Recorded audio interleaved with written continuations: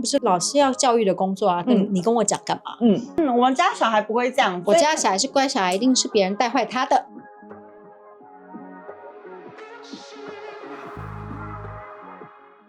欢迎来到海 day， 我是海湾妞，我是喜娜。今天呢，我要来跟大家分享一个很悲伤的事件。在2023年的7月18号，也就是学生要放暑假的前几天，早上8点半，有一名女教师呢，她是首尔瑞草区西二小学的1年级的班导师，是一个23岁的女生。胡老师呢，她在教室被发现自杀身亡。我知道这个案子，对，这个案件闹得非常大，因为后面非常多的教师出来投诉。这个是蒲老师他的第一个教职的工作，因为他才23岁嘛，非常的年轻。到底为什么充满热忱的年轻的老师他会走上自杀这一途呢？蒲老师呢，他是在当年的3月新学期的开始担任班导师。蒲老师的妈妈说呢，女儿从小立志当老师，这个工作他也很喜欢，然后他也很喜欢小朋友。根据这个妈妈的说辞呢，因为女儿自杀身亡过世之后，警方应该要介入调查嘛，警方最后的调查结果是用个人私人理由而自杀身亡的，终结了这个案件。这个让家属没有办法接受，因为家属的认知是觉得女儿承受太多学校跟家属给她的压力，才导致女儿走上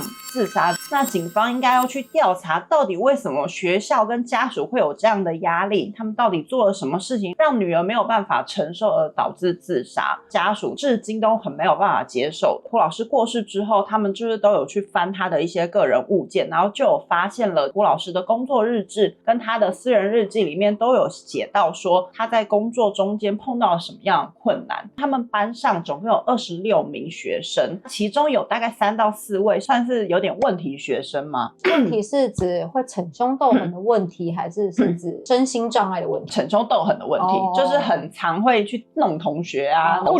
良少年。但其实也没有到不良，小男生就是很爱在那边弄同学啊，然后吵架啊。因为现在少子率的原因，大家对于小朋友都是非常的保护。对对对，我的小孩如果在学校只要一小小个流血，一小小个淤青，妈妈们都直接打电话到学校，为什么我小朋友受伤？家长变多了。对，这种非常的多。这些问题学生呢，就很常收到同学的投诉啊，老师他又打人啊，然后又弄我啊。被害的学生呢，他们回到家里就会跟爸妈讲嘛，然后爸妈们就会来学校 complain， 老师有没有在做事啊？为什么老师会让这种事情发生呢？对，然后因为这样他就不想上学了，一天到晚就收到这样的投诉就对了。甚至呢，这个蒲老师有写到说呢，那我是不是应该要做一些指正呢，指导他们不要有这样的行为等等的，说我应该要多加的注意等等，把他自己的指导方向写进去的感觉。是指导方向还是在自我检讨啊？说明他又给自己压力啊。为了防止班上的风气腐坏，我应该要制止这样的行为等等的，自己跟自己喊话的感觉。对。蒲老师自杀的时间是7月嘛，在6月份的时候呢，蒲老师有写下这样的一个工作内容。学生 A 他常常拿着剪刀在教室里面嬉闹，我有把这件事情跟 A 学生的家长说，这个家长却反映说呢，我们家的小孩在家里没有这样子，是你的问题，他才会拿剪刀在。我们家小孩不会这样，我家小孩是乖小孩，一定是别人带坏他的。对，所以这个 A 家长呢，对于老师其实非常的不满，一直来跟他 complain， 他在家就没有这样啊，你很奇怪，为什么要是跟我说这件事情嘞？之前台湾新闻也有类似的家长就会回给老师说，那不是老师要教育的工作啊，你跟我讲干嘛？就是会有这样的恐龙家长，就是你的小孩对，下面老师就有一个可能是对他自己的喊话，家长有这样子的反应，那我应该要坐视不管吗？把他的烦恼写下来。蒲老师的同事说呢，很常听到蒲老师在下班之后还不停的接到家长打来的电话。同事的想法是觉得蒲老师他承受蛮大家长给他的压力啦，一直接到家长电话真的会压力蛮大的。会啊，而且都下班了。蒲老师自杀身亡的前5天有一个导火线事件，是一个铅笔事件。B 同学呢，他就一直用他的铅笔去拖了 C 同学的书包，当然 C 同学就不爽嘛，干嘛用我的书包，然后2个人就发生了一些小口角。C 同学他的额头就不小心被铅笔给划伤了。Oh my god！ 对，多代际啊，流血了，而且是脸。现场赶快调停之外，然后还要通知家长、加害者同学的爸妈，跟这个老师说，我们觉得这件事情不是单方面的，我们家的小孩也很无辜的，也很委屈，不一定是 C 同学有怎样，所以我们才做了这件事情，保护自己的小孩立场为主。被划上的同学家长当然是气到最高点啊！我小孩额头被划伤了耶，怎么会在学校发生这种事情，流血呢？一直在安抚双方的家长的心情，老师也有把完整的事情的经过说明给家长，但双方的家长都没有办法接受。而且呢，加害者家长他是跟老师说，请你查明事实的真相再来跟我们说。撒些款给花定，为什么用这个单词呢？因为他们是警察。我们家的小孩是不是有受到委屈，有点施压就对了。他这里啦，嘿嘿嘿。然后呢，被害者的家长就立刻跟老师说呢，我们要求对方要跟我们道歉，请把这个 B 同学的家长、B 同学全部都叫到学校来，因为我们家小孩受伤了嘛。警察那边真的是恐龙家长，我觉得两边都是恐龙家长。双方家长怒气冲冲的状况之下，不停的施压给老师跟学校，老师没有做好啊，怎么会让两个小朋友这样子吵架等等等之类的。这件事情发生的隔天呢，胡老师他有传讯息给自己的妈妈，传了一个哭哭的脸，妈妈就有问他说发生什么事啦？胡老师就跟妈妈说啊 Kimberly 我好累哦。1个礼拜后，这个胡老师就自杀了。妈妈一定很伤心。虽然妈妈很伤心，可是你开头讲的说警察办案结论是私人原因，警察这样写其实也没有错。即使他承受这些压力，但是这些压力的确是私人情绪。一方面学校有在压这件事情，学校有在压哦。对，胡老师工作日志上其实有写到他心情非常不好啊，人生就像一张纸啊，非常厌世的一些文字。他可能已经有忧郁症了。胡老师被发现自杀前一天的下午2点，7月17号，因为老师们下课之后都会有一些例行的会议要讨论明天的课程啊等等的，胡老师就跟同事们说他身体不舒服，没有参加这个会议，然后他就回到了自己的班上，如同他平常的工作状况，写了工作日志，然后还传了电子联络簿给所有的家长。完成了他的工作内容之后呢，他就走到了他们班教室有一个小房间里面，结束了他的生命。为什么教室里面会有个小房间？原本呢，他们班的教室是营养午餐的教室，所以本来这个小房间是厨房。胡老师呢就把这个小教室改造成烦恼商谈室。胡老师布置的还蛮可爱，它里面还放了一个小帐篷，放了小玩偶，然后上面就写烦恼商谈室。学生如果想要跟老师商谈啊，或者是想一些悄悄话的话，就可以到这个小教室来跟老师讲话。真的是还蛮用心，很认真对待学生的一个老师，对教育有热忱的人，大家才会觉得非常的可惜，这样一个老师就自杀走掉了。你有说这个胡老师是不是有忧郁症？之前有看过身心科，他有跟医生提到说，学生只要有一点点的争执，我只要有对学生不小心的生气的言语，都会让我非常的不安，这些举动就会收到家长们无限的投诉。并且呢，日记里面就有写到说，他每天早上去学校的时候呢，胸口都非常的闷，只要一想到我又要进到教室里面，我就非常的不安，压力很大。压力很大，我晚上都睡不好等等。班上呢，就是有几位学生是没有办法接受我的指导的，纠正学生的话，他们就会立刻大骂我，并且对我用半语，就让我不知道怎么办。对不起，你刚刚有说他是几年级的老师？1年级。1年级的小孩子就这么难教。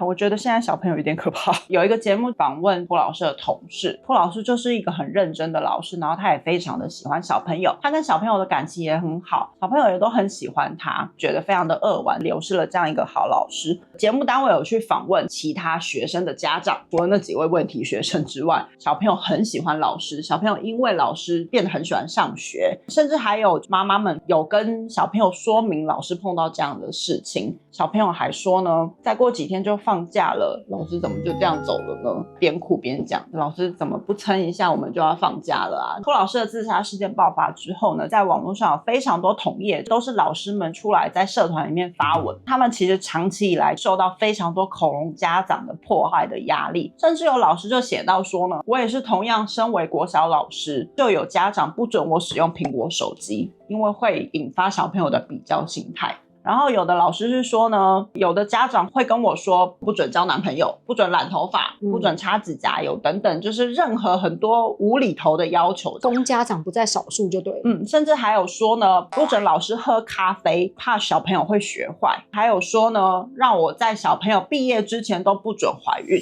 等等的家长们非常可怕的言论。自杀事件发生之后呢，基二小学非常多哀悼的人，他是会来贴纸条啊、送花圈啊等等的。可是呢，这个学校方面呢，却收到了家长们的投诉，怕会影响小朋友的心态，取学校制止这样的行为，就低调一点，怕整个学校沉浸在那个悲哀里面，对那个风气。甚至呢，有其他老师哀悼这个蒲老师，把他的卡卡的大头贴换成了一个黑色的丝带，然后呢被家长看到了，家长就来骂人，不要再哀悼这件事情了，你们会影响我们的孩子们，非常让人没有办法理解的行为。让小孩子学习一个生命的逝去也是很重要的一环呢。学校到底在干嘛？学校可以定出来一个明确的时间嘛，好不好？我们哀悼到几号为止，这样子。对啊，我觉得这也是一个做法。对啊，刚刚一开始有说蒲老师的家长非常没有办法接受，最后警方完全没有调查任何的事实，关于被家长怎么样的压力，学校怎么压力施压，才造成女儿自杀的这个事情都没有真正的调查私人原因，然后就结束调查了，家属没有办法接受的嘛。事后呢，学校也是低调的处理，当时有非常多的民众想要去这个小学悼念，学校是直接要疏散人潮的，不要再来学校的这样的感觉。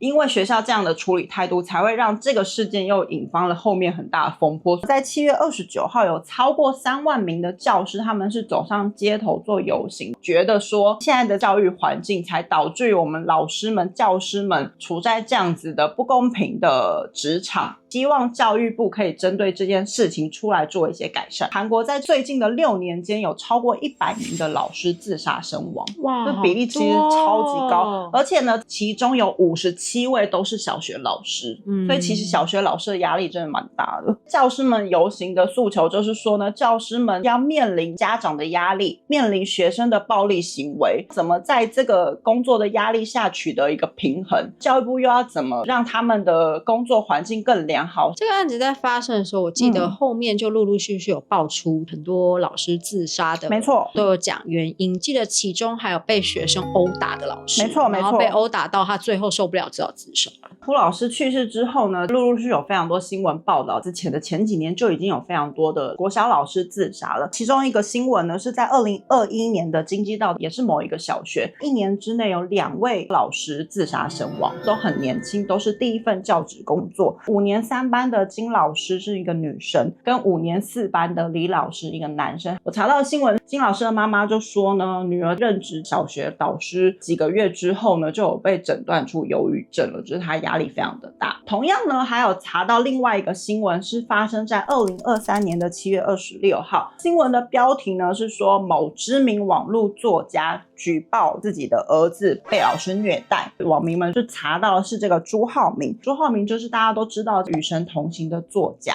朱浩明他的儿子呢，有一点自闭症倾向，本来是在一般的班级念书，可是呢，他在一般班级的时候呢，不小心脱下裤子，然后吓到了其他的同学。最后呢，就决定把他调到特殊班级去做指导。之后呢，就有一直跟爸爸妈妈说呢，他不想要上学了。家长就觉得很奇怪，是因为老师的问题，还是同学问题，还是怎么样？家长就决定在他的书包里面放了录音机，上学的这个过程都把它录下来了。他有录到儿子上学过程中间，老师对他说，你的行为是错误的，你的行为很恶劣，你不可以再去以前的班级了，等等这样子的言语。朱浩明觉得他的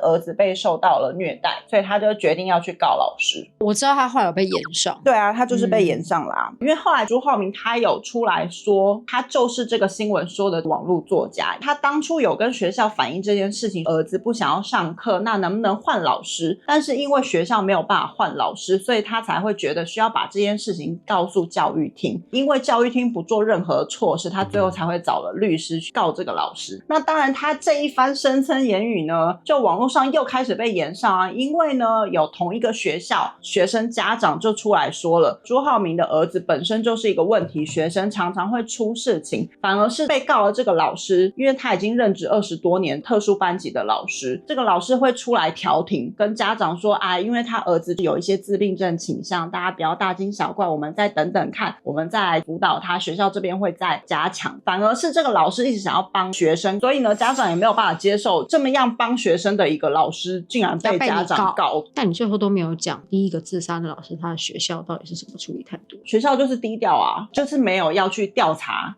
那我很好奇，那从头到尾，家长们在霸凌老师的时候，那学校都没有中间出来协调或是挺老师是不是？没有，因为学校其实在铅笔事件发生的时候，学校有试图想要把双方家长都约出来开一个会嘛，老师有解释发生什么事情嘛，这个事情就结束了，但是家长还是持续的骚扰老师，家长他们没有办法接受，还是觉得自己的立场是对的，持续的跟老师施压。好烦哦，不能不接电话吗？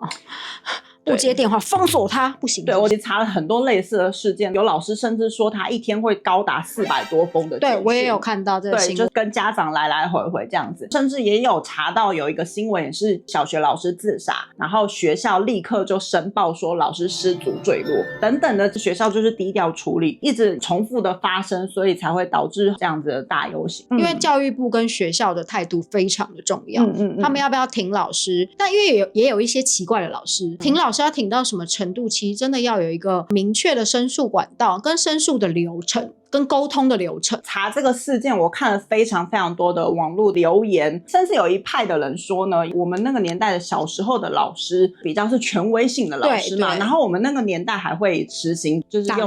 骂教育，手心屁股也好，所以有一部分说法是说那时候被老师受到无视的对待，这些人长大之后都变家长了，对老师比较攻击性，对老师比较不信任。然后呢，我还有查到说学生家长高压环境下，所以老师其实做事情也绑手绑脚，反而老师跟学生之间没有办法达到一个很完美的信任感。我不得不说，因为我现在2个小朋友都送幼稚园嘛，如果小朋友一点点受伤，或者是小朋友一点点刮伤，老师都立刻打电话来，妈妈不好意思，他今天溜滑梯的时候不小心跌倒啊，这边有一点点伤痕，我拍照给你看，这样子我都会觉得小朋友受伤是理所当然，你只要没有头破血流，那个受伤就是难免，我就会跟老师说没关系，我知道了。老师们都会很紧张，其实有跟小杨哥讨论这件事情，我都可以理解说老师们在顾小孩的这些辛苦面，但是爸妈自己顾自己的小孩，还不是顾整班的小孩都会受伤，但是我可以理解为什么老师会这么激动，因为一定是有这些恐龙家长，绝对，所以老师才会变得这么谨慎。总而言之，就是查到这个蛮让人感到遗憾的韩国现在的教育环境。也欢迎台湾的各位老师，你也可以留言给我们，告诉我你们平常职场上面辛苦的地方，希望我们留言可以变成你们的一个出口啊。那你喜欢我们的分享的话，记得订阅我们的频道，还有对，开小铃铛。我是台湾妞，我是喜娜，下次见，拜拜。我是拿着麦克风，好想要唱歌哦。可令对这个话题蛮有兴趣的，看来是这样。今夜星光多美好，眼睛突然好糊哦。好，我们累了，真的，我们已经录6个小时了。